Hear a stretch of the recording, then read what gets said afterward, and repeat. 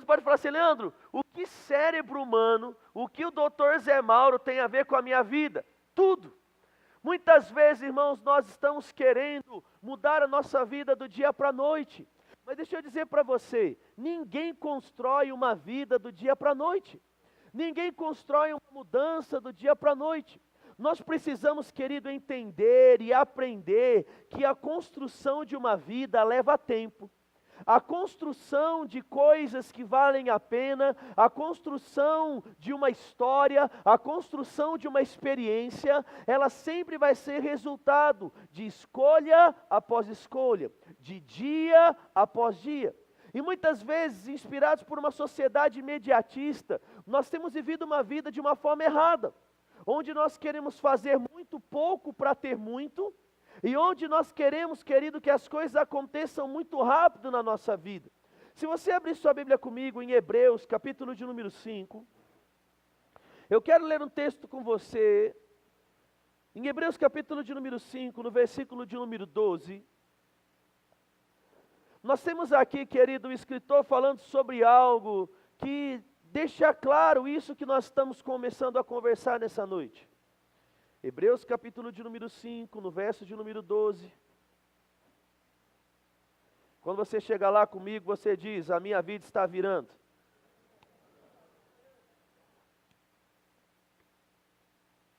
Agora a pergunta é, está virando o quê? Esse é o grande X da questão, né? Hebreus capítulo 5, no verso de número 12, diz assim, vou ler na versão revista corrigida, tá bom? Diz assim, porque, havendo o tempo passado, devendo já ser mestres, ainda necessitais de que alguém vos torne a ensinar, ou vos ensine de novo, quais são os princípios elementares da palavra de Deus. E vós haveis feito tais, então, necessidade de alimento leite, e não de alimento sólido. O que é que o escritor está dizendo aqui, querido? Ele está falando algo que me chama muita atenção. Ele diz assim, existem coisas que estão disponíveis para você, mas elas só podem ser liberadas quando outras coisas forem exercitadas. Ele diz assim, eu tenho muita coisa para dizer, mas elas estão se tornando difíceis de serem explicadas. Por quê? Porque aquilo que precede elas não estão prontas. Irmão, o telhado nunca vem antes do alicerce. Eu não posso chegar numa construção e simplesmente falar assim, nossa, eu gosto tanto de telhado, eu vi o telhado e simplesmente eu colocar um telhado flutuante. Não sei se você já jogou Minecraft, mas nem no Minecraft o telhado flutua. Você precisa construir uma coluna, você precisa construir uma base. Sabe, irmão, muitas vezes nós estamos tentando fazer coisas da nossa vida que nem nos videogames funcionam. Nós estamos tentando fazer coisas da nossa vida que nem em desenho animado, onde muita coisa é permitido, se é ensinado.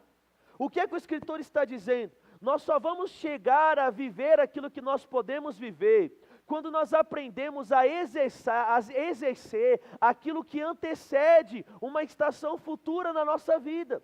Um médico se torna médico depois que ele estudou, depois que ele passou nas provas, depois que ele se dedicou.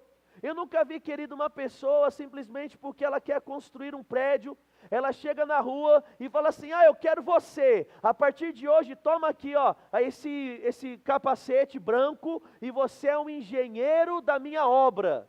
Sabe, irmão, eu não compraria uma casa feita por um engenheiro que é uma pessoa encontrada na rua sem nenhum tipo de formação. Porque a probabilidade dessa casa dar errado, a probabilidade de eu estar jogando o dinheiro fora é muito alta. Muitas pessoas, mesmo que estão contratando engenheiros, pessoas estão contratando prestadores de serviço, ainda estão jogando dinheiro fora. Deixa eu falar para você, irmão, dinheiro jogado fora pode ser recuperado. O problema é quando nós jogamos a nossa vida fora. E exatamente aí onde eu quero começar, querido, trazer a sua atenção para essa noite. Irmãos, nós não estamos vivendo uma vida como no Mario World. Não sei se você já jogou o Super Mario World aí ou não. Como que é o Super Mario World? Pegou o cogumelo verde, tem vida a mais. Se você está no Sonic, 99 argolas mais uma, tem uma vida a mais. Sabe como é o videogame? Deu the end, você coloca uma ficha e aperta o botão de continue. Meu irmão, a sua vida não tem botão de continue. A sua vida não é como Mário, que você vai pegando vidas escondidas e pode tentar e errar, e é como se nada tivesse acontecido. O que eu quero chamar a sua atenção, irmão, é que existem coisas que Deus quer fazer na nossa vida. No domingo passado, nós falamos sobre abrir a mente. Você está lembrado disso? Nós falamos, querido, que para mudar atitudes ou mudar desafios, você pode mudar a sua mentalidade e as suas atitudes, elas vão mudar como consequência. Nós falamos na semana passada, no domingo, que uma vez que a nossa mente é esclarecida e nós começamos a pensar como Deus pensa, a nos ver como a palavra diz, a nossa vida ela vai tomar uma proporção diferente. Nós podemos ser mais, nós podemos fazer mais, nós podemos desfrutar de coisas maiores. No entanto, nós estamos vendo aqui em Hebreus 5, que verdades foram comunicadas para esse povo. O que eu quero chamar a sua atenção, irmão, é que é possível você saber o que você tem que fazer, mas você morrer sabendo o que tem que fazer, sem nunca ter feito. É possível a nossa mente estar cheia de conteúdo e a nossa vida, estar vazia de ações. Algo que eu e você precisamos entender, querido, é que enquanto nós não cortarmos alguns velhos hábitos, a nossa vida vai continuar a mesma. Quantos aqui colocam o celular para despertar de manhã? Você coloca o celular? Eu lembro quando eu era criança, não tinha celular e eu usava aqueles reloginhos do 1,99. Você já usou esse reloginho ou não? Que ele ficava... Você lembra ou não? Né? Dá até uma nostalgia de lembrar daquele barulho.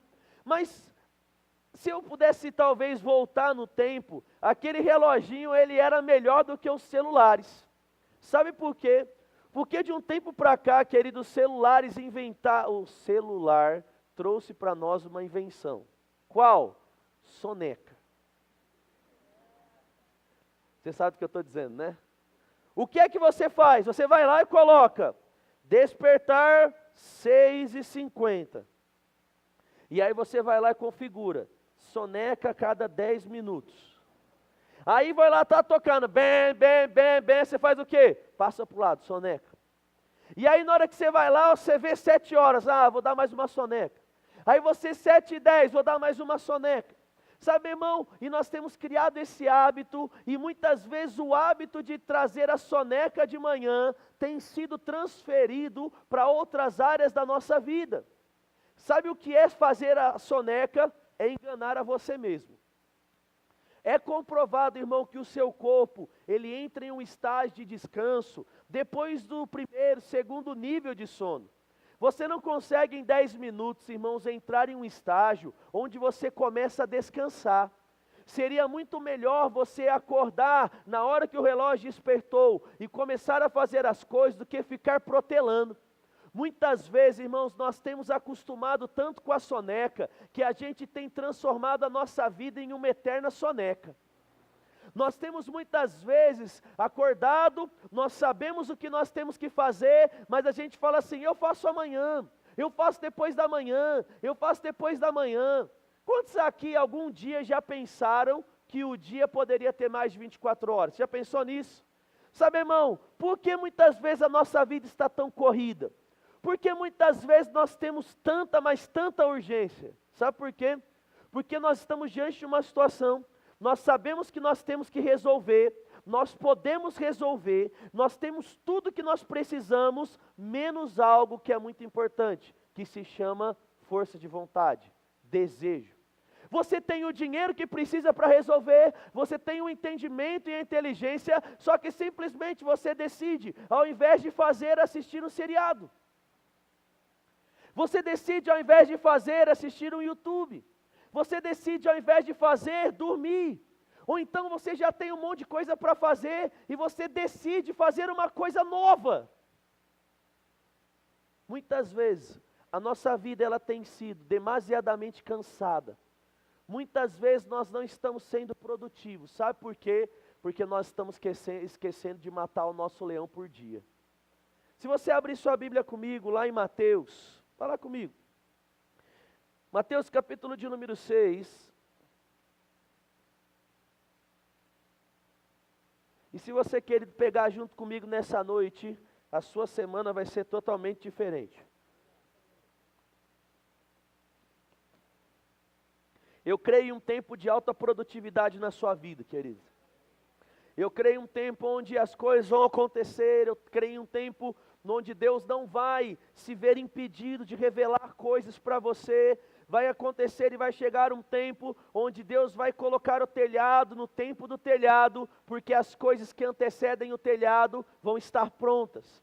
E em Mateus capítulo de número 6, ele diz assim: não vos inquieteis, no verso número 34, Mateus 6, 34.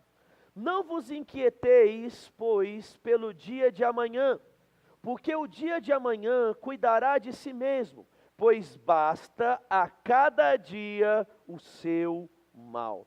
O que que Jesus está nos ensinando aqui? Sabe, irmão, não é que você vai padecer um mal por dia, amém? Você pode falar comigo? Diga assim: eu não tenho que padecer um mal por dia.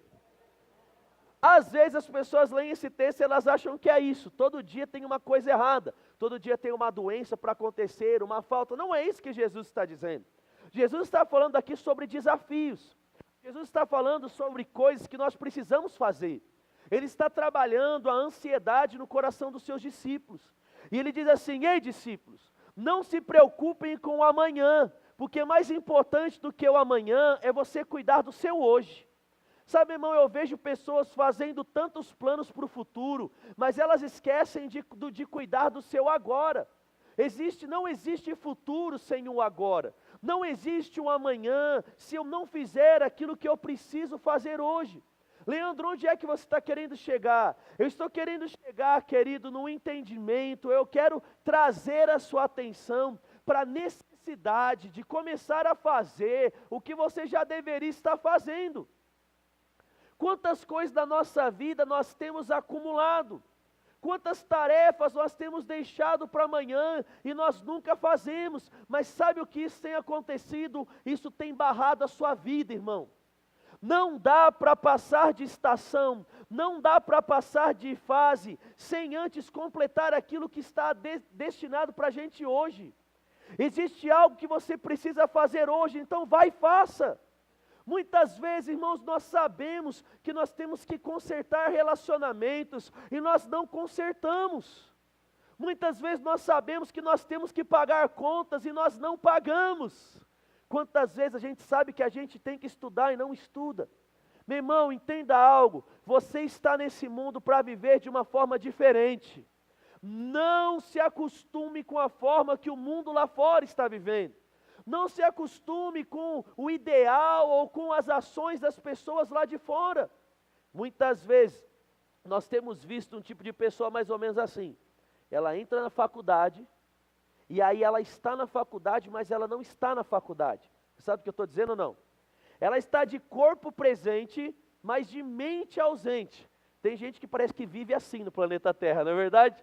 Aí ela está na faculdade, ela está pagando horrores por mês, e aí o que ela termina no final do ano? Com algo que se chama DP. Você já ouviu falar disso ou não?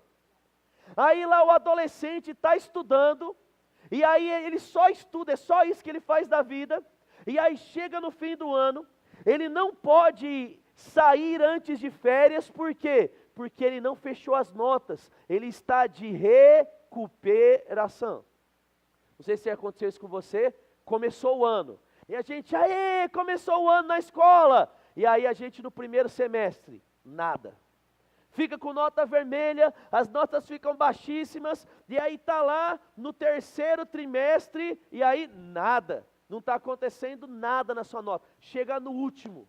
Aí o que acontece? Pelo amor de Deus, professor me dá um ponto, eu preciso fazer trabalho, e aí não pode vir na igreja porque tem que estudar, aí não pode ir na festa de aniversário porque tem que fazer trabalho, e aí fica aquele desespero no final do ano, e aí chega e fala assim, ufa pastor, eu achei que dessa vez não ia dar.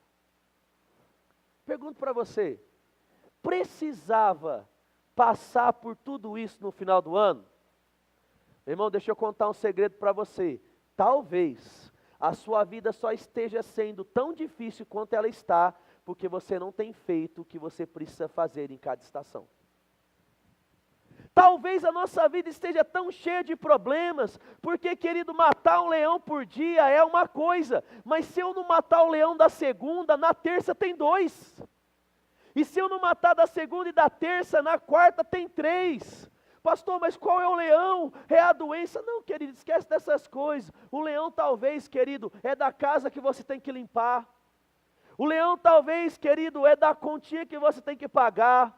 O leão talvez é do exercício físico que você tem que fazer. O leão talvez é do e-mail que você tem que mandar. Meu irmão, eu e você precisamos entender que nós não estamos vivendo por sentimentos, mas nós estamos vivendo nessa terra por fé e princípios. Muitas vezes, mesmo como cristãos nascidos de novo, nós não temos feito as coisas porque nós temos que fazer, mas nós temos trocado aquilo que é certo por aquilo que traz um prazer, querido, momentâneo. Não troque um prazer momentâneo por um prazer perpétuo. Não troque, querido, um princípio que vai mudar a sua vida por simplesmente uma noite de prazer. Não troque um princípio que vai trazer uma segurança no seu futuro por um prazer, querido, meramente desnecessário, como comprar algo que você não precisa. O que é que Jesus estava dando a dica? Ele falou assim: aquilo que você sabe que tem que fazer, vai e faça. Mas sabe qual é o problema da maioria das pessoas? É que elas só se ligam nessas coisas quando tudo está muito ruim. Elas só se ligam nessas coisas quando já não dá mais tempo de consertar. Eclesiastes, abre lá comigo. Abra sua Bíblia lá em Eclesiastes, capítulo de número 9. Diz algo que é muito interessante. E se você prestar atenção, querido, talvez você não fique desesperado enquanto muitos ficam.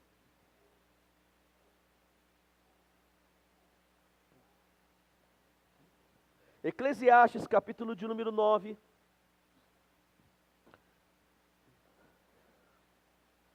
Dê uma virada na sua vida, querido. Mude a sua história. Decida hoje sair dessa zona de soneca eterna. Acorda, irmão. Cutuca quem está do seu lado, fala para ele, fala assim: acorda, irmão. Acorda, Zé. Chegou lá comigo, Eclesiastes, capítulo de número 9. Ele diz assim, ó: tudo o que vier à sua mão para fazer, faça com todas as suas forças. Eclesiastes 9:10. Chegou lá comigo? Tudo o que vier à sua mão para fazer, faça com todas as suas forças. Porque no inferno, para onde você vai, não há obra nem projeto, nem conhecimento e nem sabedoria alguma. Que texto embaçado, né? Sabe o que ele está dizendo, querido? E você pode falar assim: pastor, isso não tem a ver comigo. Não tem a ver porque você já começou a escolher certo. Mas se você nem tivesse escolhido por Jesus, era para aqui que você ia mesmo. Mas o que eu quero chamar a sua atenção, querido, é que Salomão, ele está dizendo algo muito interessante. Ele diz assim: aprenda a fazer certo ou colocar força naquilo que você tem que fazer. Ele está dizendo: para de ficar pensando muito no amanhã e esquecendo do agora. Irmão, deixa eu falar para você.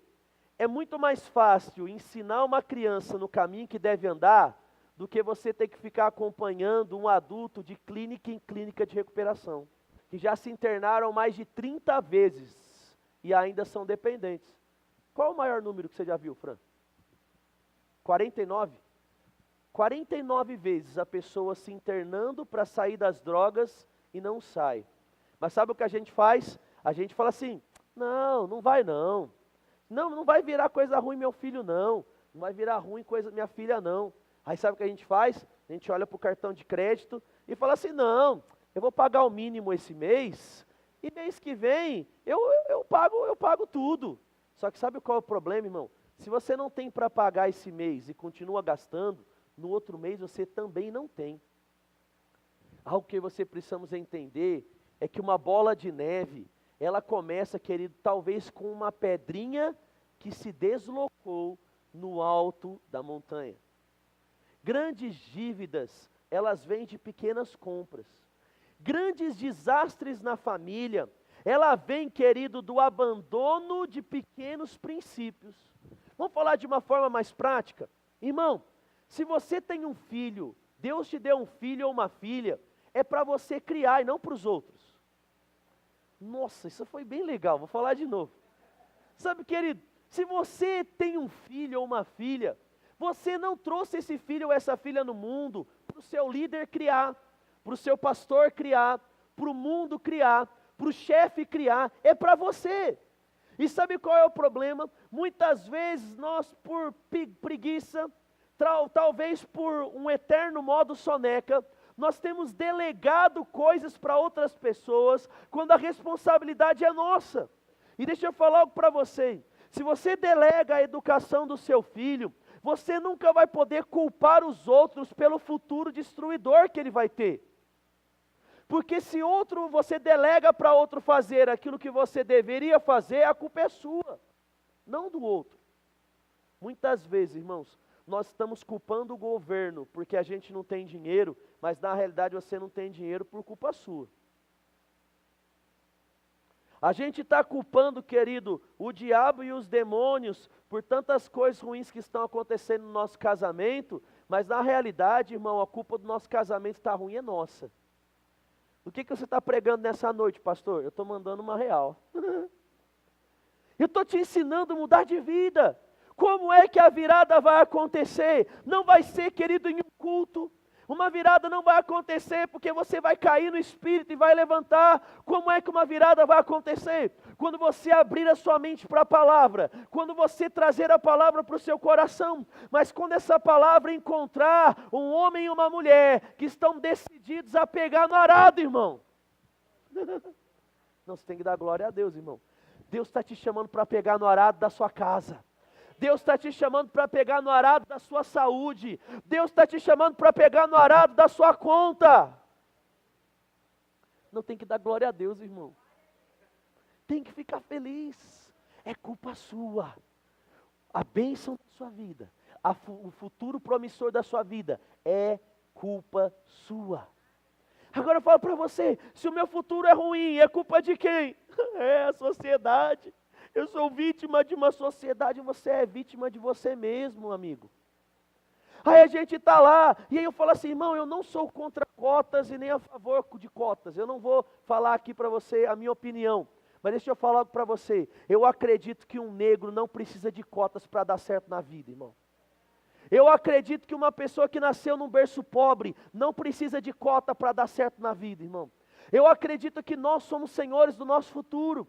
Eu acredito que se você praticar essa palavra que nós temos aprendido, essa palavra tem poder de colocar você, querido, nos melhores lugares. Essa palavra tem poder para mudar a sua vida. Aí agora a gente está querendo criar cota daqui, cota dali. A gente está querendo criar justificativa, porque o índio, quando o português chegou aqui, ele foi roubado. Vai nessa, irmão, olhando lá para o índio, que você vê como vai ser seu futuro. E a gente está lá porque o meu passado é isso, porque o meu antecedente é isso. Meu irmão, deixa eu falar algo para você. Não importa o que ficou para trás, o que importa é agora. E sabe como é que um futuro é construído? Sendo diligente em cada etapa da nossa vida. Jesus disse, ei, para de se preocupar com aquilo que não tem que se preocupar. Comece a colocar força naquilo que depende de você agora. Aí sabe o que a gente faz? A gente vai lá quando chega na nossa melhor idade. Lá já não somos velhinhos. Aí a gente começa a falar assim, nossa, o tempo passou tão rápido. E eu falo para você, irmão, eu me preocupo com a geração que nós estamos vivendo. É uma geração que sabe tudo da vida dos YouTubers. É uma geração que sabe tudo de todas as séries da televisão. É uma geração que sabe tudo dos times de futebol. Sabe qual é a única coisa que não sabe? É aquilo que deveria saber. Sabe qual é a única coisa que não sabe? É aquilo que agrega valor. Nós estamos vivendo dias onde daqui a pouco as mulheres vão casar sem saber fritar um ovo. Ei, pastor machista. Não, querido. É que eu acredito que existe, querido, e eu falo para você, existem pesos que hoje na sociedade estão sendo lançados sobre as mulheres porque a gente está cheio de homem frouxo. Meu irmão, mulher foi feita para ser paparicada, não para tomar todo o peso de criar uma família. Mulher foi feita, irmão, para ser a donzelinha da relação. Sabe, eu falo para você que é melhor fritar um ovo ou trocar pneu? Aí tem lá, não, nós somos feministas e nós queremos, vai lá trocar pneu então. Deus já fez a mulher com uma estrutura, irmão, para ela ser cuidada, para ela ser preservada. Aí a gente está lá em uma sociedade onde as mulheres estão medindo forças com os homens. Eu falo para você, irmão, melhor do que cozinhar é comer. Se eu puder comer, eu como, ao invés de cozinhar. Aí, por que as coisas estão tão bagunçadas? Porque os homens não estão fazendo o que tem que fazer. Sabe, meu irmão, se você é homem, seja homem. Você pode olhar para um homem que está perto de você e falar assim, seja homem, cabra. O que o homem faz? Assume a responsabilidade. Tem homem, irmão, eu vou para você ontem, fui lá, estou pintando a minha casa, e aí a hora que estava mexendo nas coisas lá, uma barata. Uma barata. Aí ela subiu no vaso, e eu falo para você, não faça isso, irmão. Porque o vaso pode quebrar, você pode se machucar. Pelo amor de Deus. Eu falei para ela, você subindo no vaso é pior do que o que a barata podia fazer para você. Sabe, irmão, aí que eu fiz? Cheguei lá, fui lá e matei a barata. Oh, não é? Que homem macho, não é verdade? Se fosse com rato, eu não sei se eu faria isso. Brincadeira, já venci meu problema com rato. Não é? Né? Se aparecer aqui, a gente mata também. Eu falo para você, irmão, em pequenos detalhes, nós temos delegado aquilo que nós precisamos fazer. Sabe, se você é homem, querido, haja como homem. Se você é homem, traga as responsabilidades para você. Se você é mãe, traga as responsabilidades para você. Vó não foi trazida nesse mundo para criar filho. Quem cria filho é a mãe. Aí a gente, como mãe e pai, vai lá e quer delegar para a avó. Aí o nosso filho, a nossa filha está parecendo um gremlin de tão mal educado. E é aquele bichinho mesmo que você olha e fala, nossa, que futuro criminoso de uma sociedade socialista. Aí você está lá, e é culpa de quem? É culpa sua. Que não está fazendo aquilo que você deveria fazer. Qual é a máxima que nós estamos aprendendo hoje? Irmão, nós só vamos para o próximo estágio de bênção, enquanto nós aprendemos a fazer aquilo que nós precisamos fazer hoje. Então, assuma as suas responsabilidades. Vou falar de novo para vocês. Assuma as suas responsabilidades. Do que? Pastor, a minha vida espiritual está tão fria. É culpa do meu líder? É culpa do meu pastor? Não, é culpa sua. Nós somos os responsáveis pelo calor, pelo fervor, por aquele ânimo na nossa vida espiritual.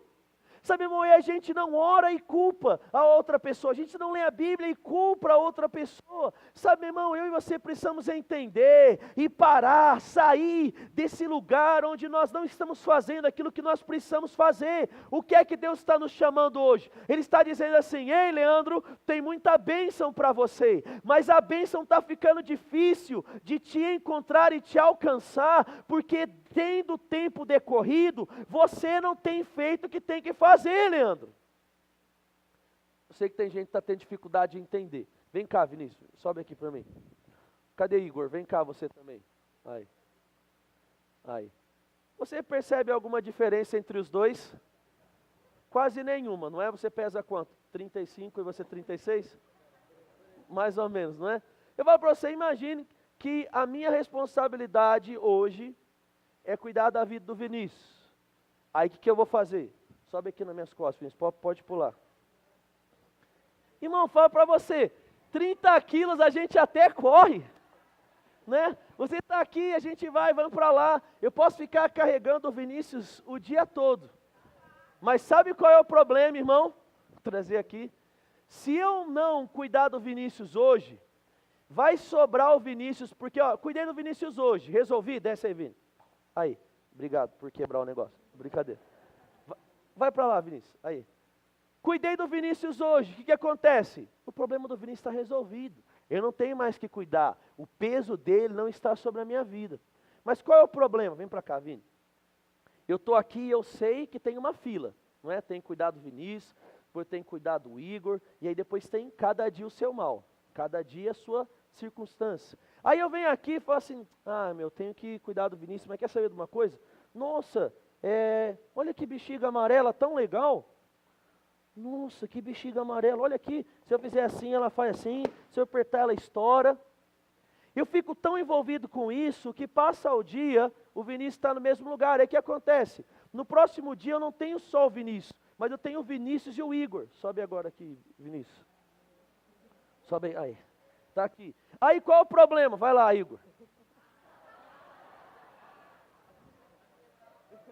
Vai, mano.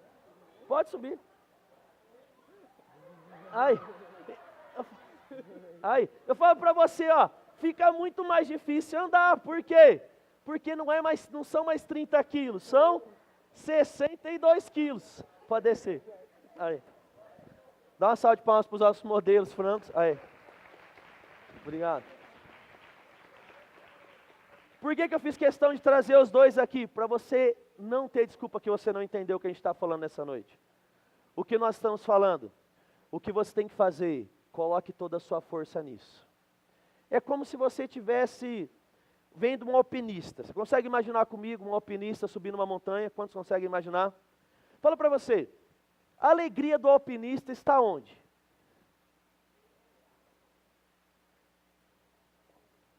Onde? Será?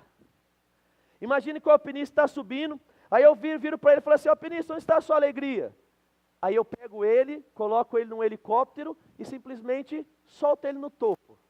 Pergunto para você, ele vai ficar feliz? Vai ter graça? Eu simplesmente pegar ele, aê, tô! Agora eu vou para você, será que a alegria do alpinista está no pé da montanha? Não, porque no pé da montanha ele vai ficar sempre sonhando com o topo, ele vai ficar sempre sonhando com a escalada. Agora eu pergunto para você, a alegria do alpinista, onde será que ela está? Em todos os processos e os momentos. Sabe qual é o problema da gente? Nós ou achamos que a alegria está lá atrás, ou nós achamos que a alegria está lá na frente. Quando sabe onde é que está a alegria? Em você vencer tudo aquilo que Deus coloca na sua mão hoje. Porque a vida do crente não é uma vida de alegria lá atrás, nem uma vida de alegria lá na frente. A vida do crente é uma vida de alegria em todas essas situações. O que é que Paulo diz para Timóteo? Tende por grande alegria, quando passardes por várias provações, sabendo que a prova da vossa fé produz algo bom, a paciência, a perseverança. Olha que interessante, Paulo estava ensinando para Timóteo que é possível você viver uma vida de alegria em cada dia da sua vida. O alpinista, querido, ele é feliz em todo o processo. Ele é feliz arrumando a mala, ele é feliz escalando e ele é feliz quando chega no topo.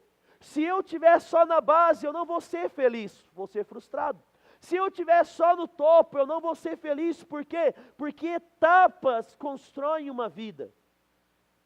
A alegria que Deus planejou para você, ela está exatamente em você viver com intensidade, trazendo as responsabilidades para você hoje. Sabe, irmão, existe uma vida maravilhosa para ser vivida, mas nós precisamos viver essa vida. Nós precisamos acordar para a nossa vida. O que é que Deus tem colocado para você fazer hoje? O que é que Deus tem colocado na sua mão? Qual é o trabalho que você tem hoje? Sabe, irmão, ninguém começa sendo um gerente de uma multinacional.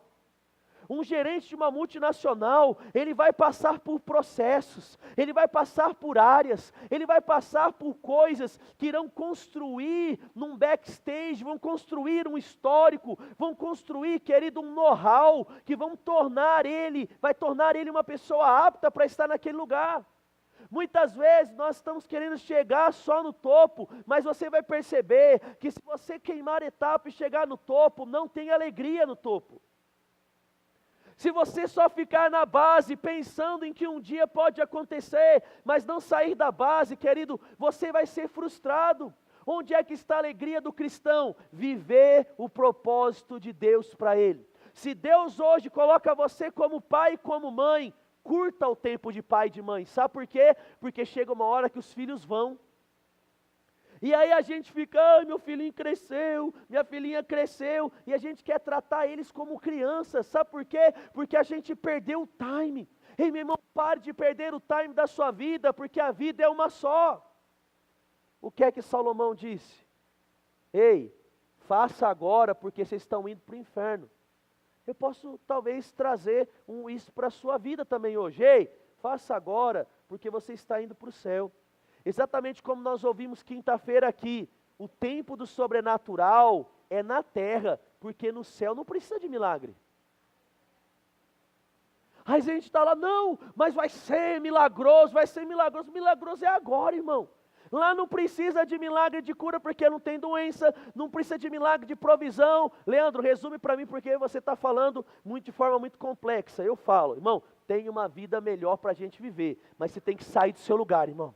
Você tem que começar a agir, você tem que começar a estudar. Se você está na escola, irmão, um crente na escola não pode ficar de recuperação.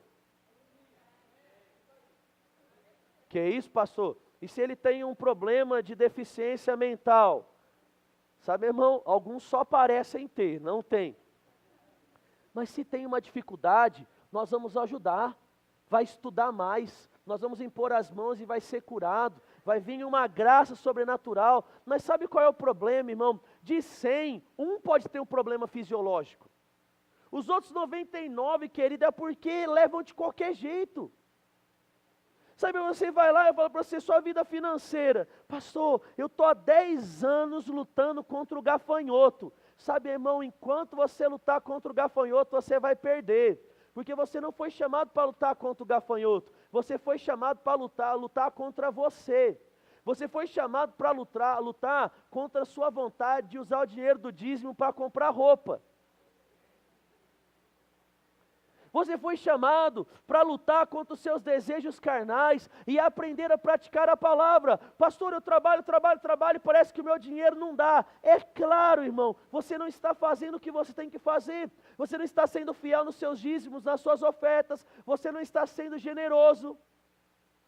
As pessoas às vezes ouvem a Kelly falando isso que ela contou aqui do presente que ela ganhou lá, do ensaio de fotografia. Sabe, irmão, tudo isso é uma colheita de sementes que ela planta. Sabe, eu fico brincando, quando ela ficou grávida, eu falei assim, nossa amor, se você for colher de tudo que você plantou, a gente vai ter que mudar de casa, porque não cabe. Sabe, irmão, assim tem que ser a nossa vida. Você planta generosidade e colhe favor e graça. Você planta amor e você colhe amor. Você planta alegria e você colhe alegria. Existe uma virada para acontecer na sua vida, irmão. Existem bênçãos te esperando, mas você precisa exercitar a estação que você está. Vão existir estações, irmão, onde você precisa trabalhar mais. Em outras estações, talvez você vai trabalhar menos. O problema é que a gente só quer viver uma vida trabalhando menos. O que é que a Bíblia diz de uma forma tão sábia? Salomão, um cara muito inteligente, vai ter com a formiga, ó, preguiçoso. Aí a gente está querendo viver uma vida de cigarra, quando a gente foi chamado para ser formiga. Você lembra da história ou não? Não lembra, né? O que era? A formiga trabalhou, porque quando... Ela trabalhou no verão, no outono, nas outras coisas, porque quando chegou o inverno, ela já tinha estoque de comida, porque não tinha como ela trabalhar e não tinha o que comer. E aí a hora que chegou no frio, ela não tinha nada para comer. Se não fosse a formiguinha ajudar ela, a cigarra ia morrer. Você lembra dessa história ou não? Lembro da sua época de escola. Sabe, meu irmão, para de ser cigarra. A gente está lá, eu lembro de uma vez que eu fiquei inconformado com uma pessoa. Ela falou assim, pastor, estou devendo mesmo. Não vou conseguir pagar minhas contas, então eu vou viajar. E eu falei assim, feliz, né? Para não chamar de infeliz. Você vai aumentar a sua conta. Sabe, irmão, brasileiro tem vivido assim. Não pago, não vivo, não estudo, e é culpa de quem?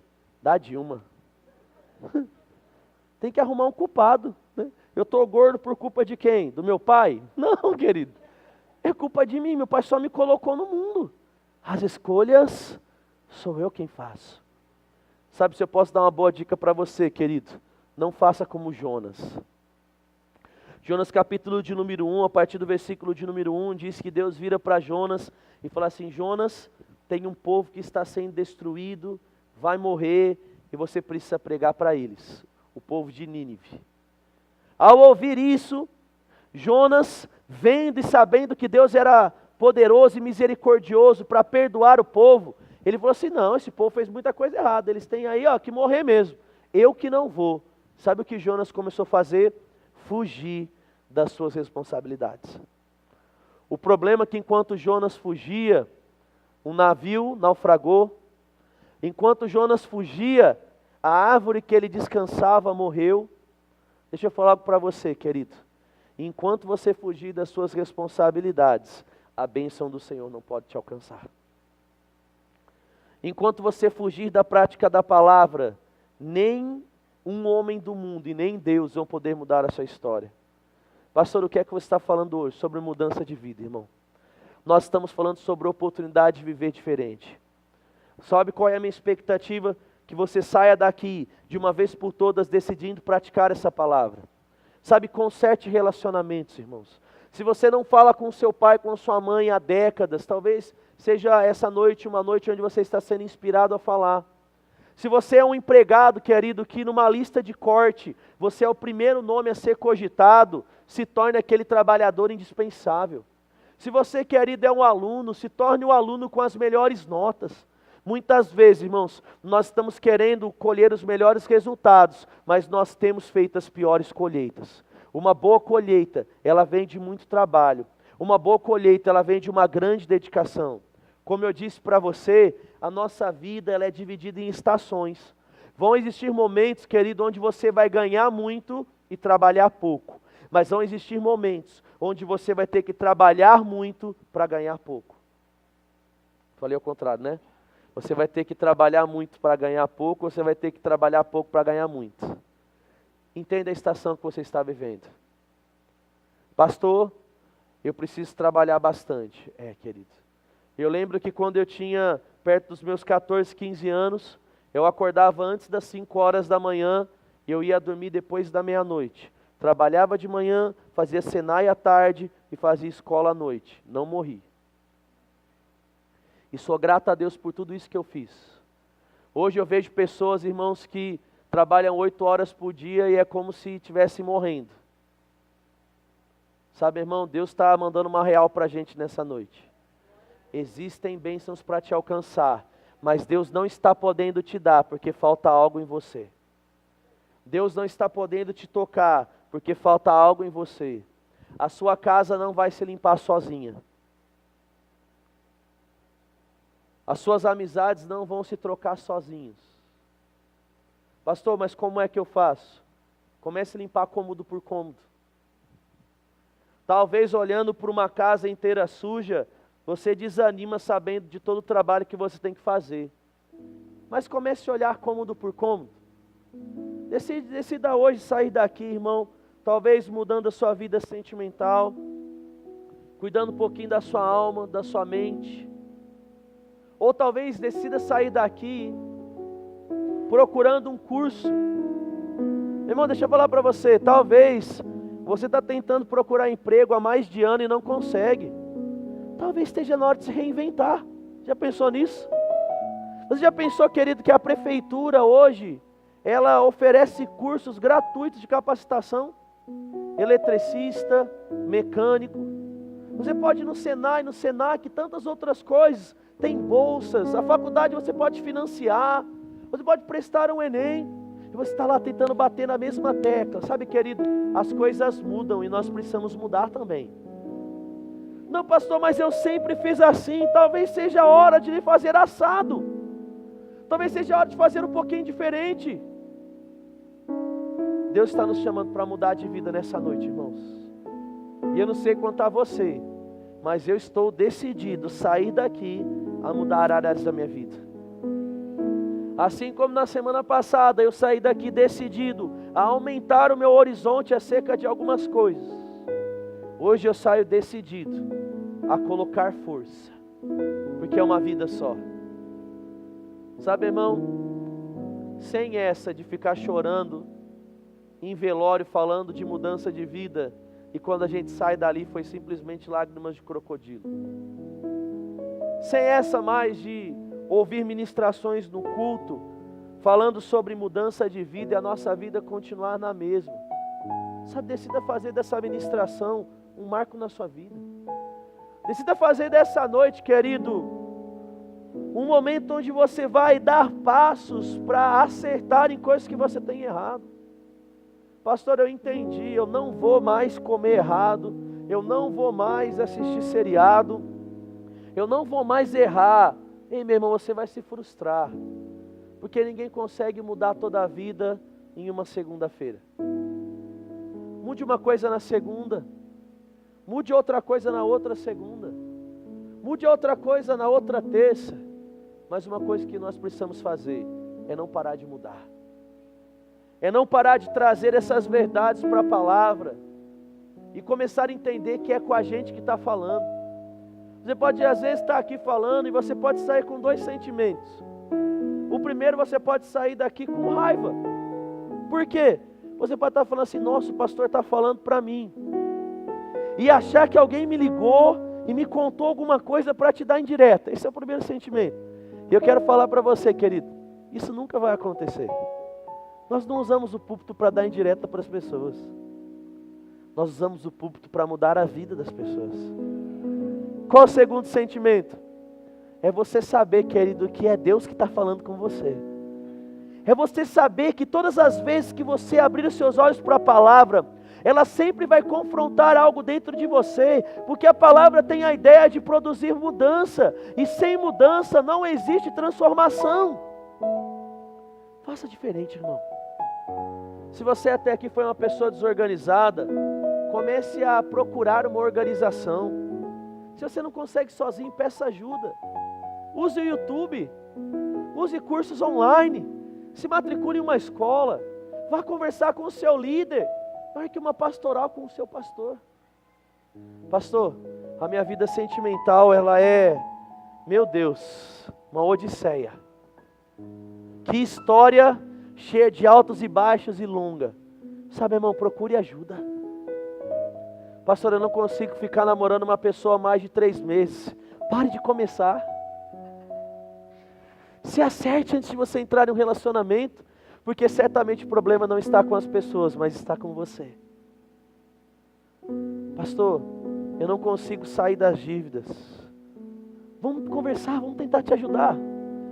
Se precisa, a gente vai tentar matricular você no negocinho do Sebrae, num curso gratuito. Vamos colocar você para ler um livro.